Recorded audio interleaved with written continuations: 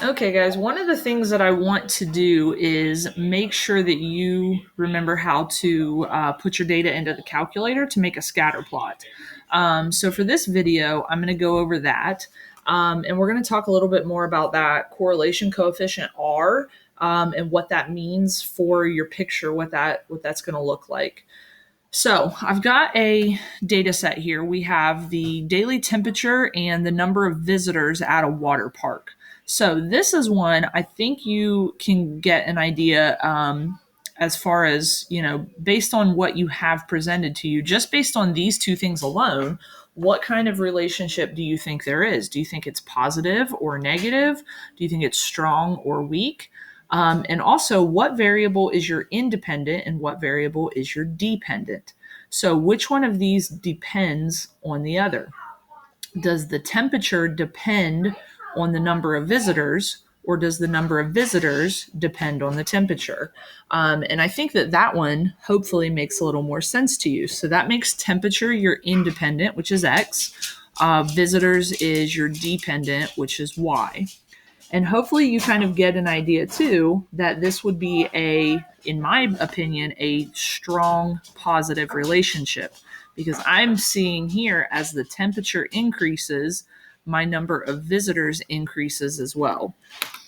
So to put this in on your calculator, you are going to go to Stat, Edit, and you're going to put your data in. Now, one of the things that you want to make sure that you want your X, your independent, to be in L1 and your dependent to be in L2. Now, if you get that messed up sometime, it's not a big deal, but this just makes it easier. So go ahead and type that data in.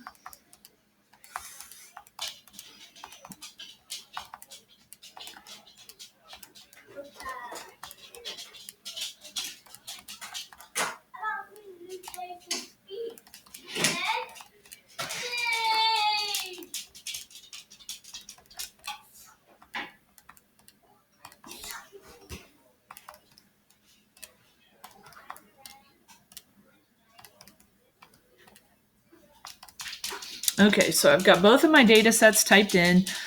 With any kind of regression, one thing that's really important is that your values have to match up line by line. So I could not put this 562 with any of the other temperatures. It specifically has to go with its pair, which was 96. So make sure that when you're typing things in, you are careful about making sure things get paired up. If you miss a value, you cannot just add it on to the end. You have to make sure that your pairs match up together. So once you have your data set into L1 and L2, we want to turn on our scatter plot. So we're going to go to second, y equals, and this is our stat plot menu. You guys hear that, kid? Crazy. So this is our stat plot menu, and right now all of my plots are off, and on your calculator they should all be off too because we really haven't been using them. So you can see that plot number 1 is selected, so hit enter to choose that.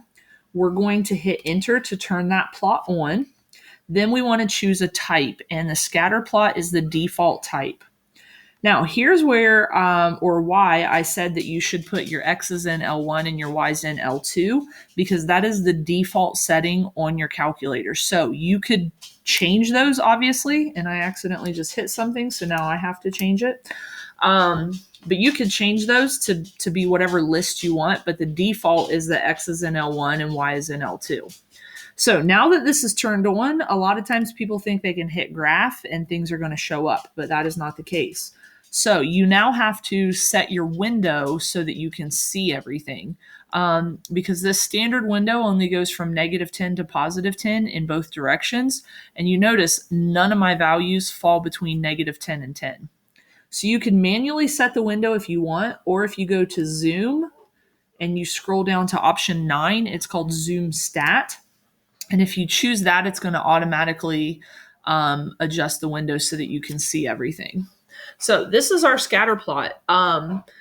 And what we're going to do now is we're going to answer some questions about this, about our correlation coefficient. So based on the picture that we have of this scatter plot, how would you describe the relationship? So just in words, we are wanting to talk about the direction and strength. So we're not doing any numbers yet, just in words, how would you describe this? So I think for the direction, it's pretty obvious that it is positive. And then the strength, this is one of those things that's kind of open to interpretation. Some people might say that that is a strong correlation, where others might say that it's a moderate correlation. Um, so that's going to be kind of up to you. And what I would say is if I were to sketch a line in here, and please maybe don't try this at home drawing on your calculators, how tightly packed to the line are my different points? Is it strong? Is it moderate? You might even be in between, and you could even call it a moderate to strong positive correlation. Okay. So then what do you think an approximate R value would be based on that? Moderate to strong, zero point 0.8 was the cutoff. So maybe I'm going to go somewhere close to 0.8. And again, this is just an approximation based on what we are looking at. Now, one of the things that I'm going to post on Google Classroom is a link to a website where you can actually practice choosing the best R value for a scatter plot. So I would really suggest going on there and just trying a couple rounds of it. It's just multiple choice, so it's not anything too terrible. But give that a try and see what you can make of it. And then we'll go on and we'll learn how to, like I said, to calculate that value on our own in the calculator. Okay, so just a rehash of scatter plots and R values.